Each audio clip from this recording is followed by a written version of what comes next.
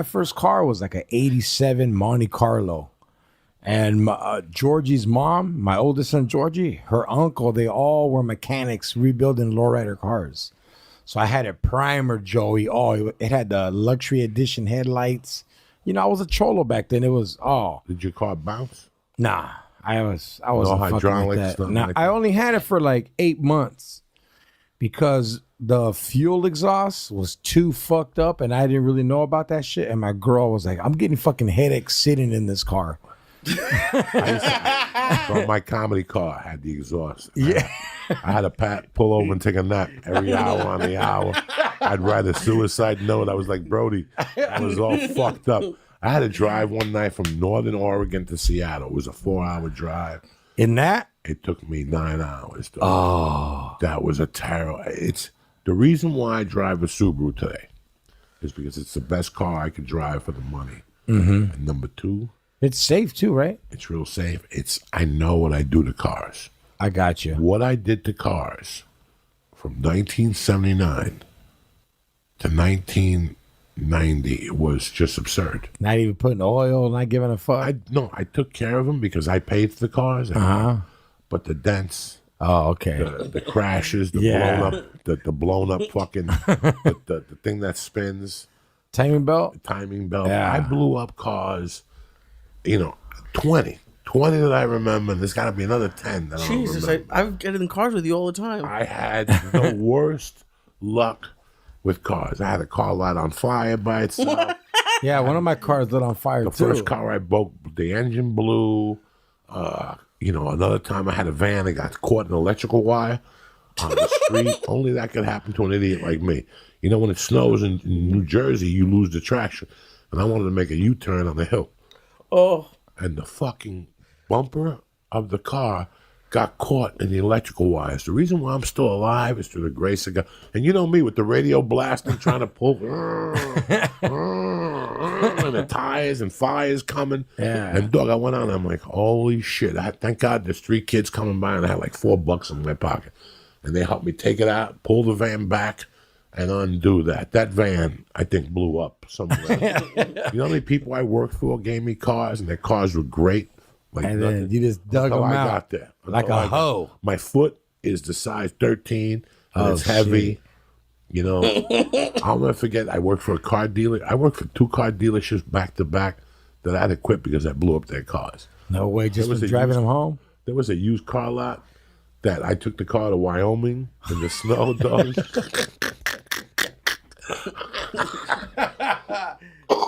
I worked for these people just for the car. Yeah, so you just worked to get the hustle to take the car. They loved me because I speak Spanish and I would sell cars. And I told them, for me to work, I got to get a car that could just drive to work, back and forth. I ain't taking no bus. And they were cool with me. First car they gave me had its own problem. They gave me like 4 cars in 2 months. And the last car I took to Wyoming, on the way back, that motherfucker was smoking. What are you doing to these? How did this happen? I barely made it to work Monday. Oh my God. And I could feel like the needle was on fire. And Yeah. shit. And when I got there, I touched the hood and my hand almost burned. And it was snowing. It was 20 below zero or something. That's what saved the car. And I pulled up and I just left it there. And I walked in, I go, guys, I got that big comedy break. They're like, what are you talking about? I go, HBO called. In fact, I'm on a plane right now. Good luck. Thank you. I'm going to use you as a reference.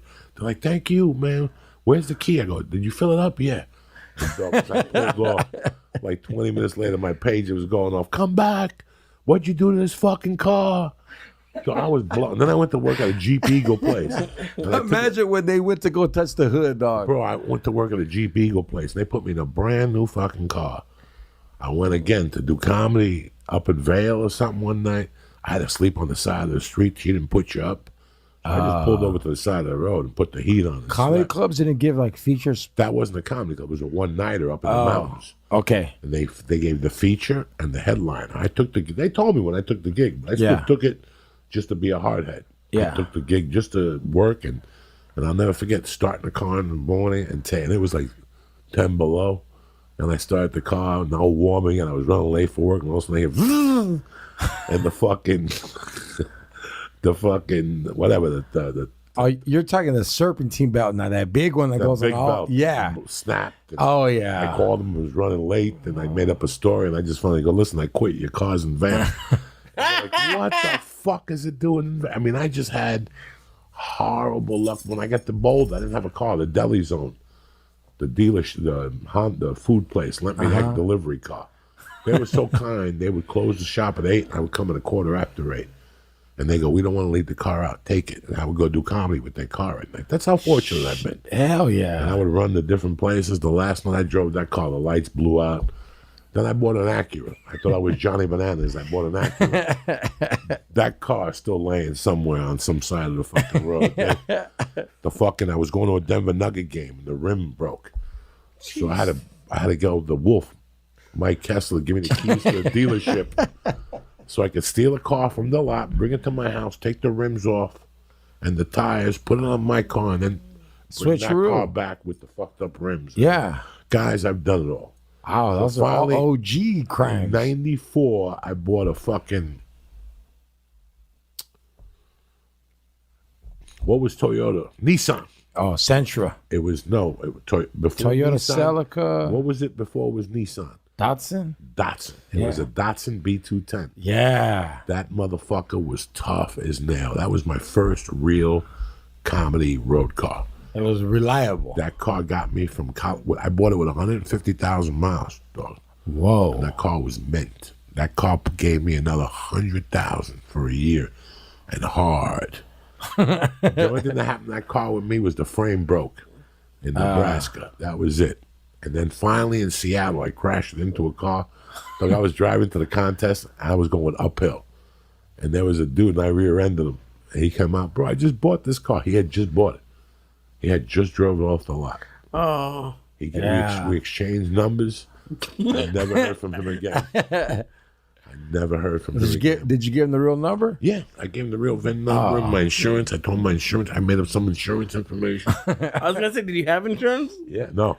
I had no insurance, no registration, no. I've gone through cars, Joe. I know what you mean, dog. So for me, like when people bust my balls, like Joe Rogan, you need a Cadillac. For what? Yeah. I already had a big car. Look at the right side. It got more dents up in the front than fucking... He said he drives by sound. I drive by sound. I got more fucking dents in my car than what's his name got in his head. And I just said, no more. I don't see the... Once you learn the real value... Listen. You're just going to mess it up. First of all, I don't buy cars. I lease them. Okay. Once my credit got back to good, I started leasing cars. Why? What's your theory behind that? You lease what depreciates and you own what appreciates. I got you. You know how much the value, you know how much garbage a car is? It loses like 1,000 when you leave the lot, right? As soon as you leave the lot. More than that. More than that, 17, 1,800. It's just a beat up thing. That's why I've always told people, if you have the means and the credit, lease, because you're renting the car. Okay. First of all, if you go buy a car, go over there and tell them, I want to put $5,000 down. And I want to get that car. And they'll come back to you still with a $450, $480 payment. You're just throwing away money, money after. If you take that $5,000 and take $4,000 of it and put in a CD and take that $1,000, you can lease a car and get your payment. It's lease it. It's less by the month to lease than what it is to own. When you own a car, you don't really own it, Chico. Yeah. For 5 years, the bank's got that title. Yep. Yeah, but I don't own it when I lease either. Exactly my point. Mm-hmm. Abe Lincoln said, you lease what depreciates and you own what appreciates.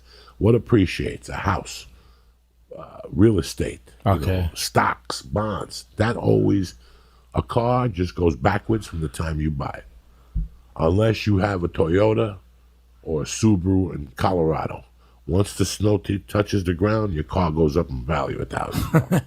Toyotas and Subarus, yeah. It all depends. In the summer, you could steal a Subaru. In June, you could steal a Subaru for sticker price because it ain't snowing. Okay. You go. Just tell the guy, if I don't see the sticker, I ain't buying it. They'll come out and show you. Can we make 100 over? Can we make a little profit? I'll give you 100 over sticker. I'll finance the car. Somebody else, you don't make no money on the financing. But when you own a car, you don't really own it. So now you're paying 5 years for the fucking car. And once you buy the car, now you own a car that's 75,000 miles, 100,000 miles, and you put 2 dents on it. Now you own that car. Now what did you accomplish? In 2 years, I get sick of driving the car. So every 3 years, you just pass it on. And the first time, and what you do is you go with a car family that's good to you. So you keep renting the same car. Yeah. And you go between 2 or 3 different models. Subaru has 4 different models. I just get a different model every 3 years and try it out. And they don't trip on like the beams and all that shit. No more fucking down payment. The one from the last car carries over. Oh All you shit. do is carry your keys, and if you're smart enough, the payment only goes up $5, Okay. $5 or $10. Damn. You could do that every 3 years. I do different shit. I go to those, those auction things, and I bring my homie that's a mechanic. Nothing wrong with that. Yeah, Nothing wrong with and that. we go and because they let you take a look at the car, you just can't sit in it, but you can look at it. And he's just like, "All right, homie, I already know that one." Like the one I have outside, I got that for $600. 2010 Nissan Altima, Damn. and then I put $3,000 in a new engine, a new everything, and now that car is gonna last me 12 years, 10 years. You want that car in 10 fucking years? No, I just give it to my kids every 3 years. They get the car. Like I just keep going down every 3 years. It's a smart thing when you have kids. I don't believe kids should get a car right off the bat. No.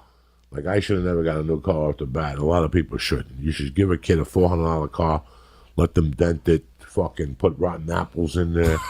That's why, dog, it's just something that was like where I came from, the neighborhood I came from, there was no driving nice cars. That always gets attention. I'm not a drug dealer. Yeah. And I still don't want the attention. Well, my neighborhood, we were cholo, so it was like fix up an old ass car right. and make it look good. Which is also a fucking crazy. Like I had friends that would buy like a Mustang. Okay. In Jersey, they don't have lowriders, huh? And huh? Not too many. The Italians would have tripped. Yeah, they would have tripped. Unless it's something colorful or something like that. But we weren't big into that. Like the kids I grew up with weren't into cars. It's a California thing, huh? Well, the weather out there destroys cars too because they put salt on the road. Oh yeah. So the cars get rusty, all that shit. Like that's big. If a car has rust, that panel's pretty much done. You could spray paint and put that Rust-Oleum and finish it up. It'll kill time. It'll buy it time. Going in like fucking Marines, you understand me? Welcome to church, motherfucker.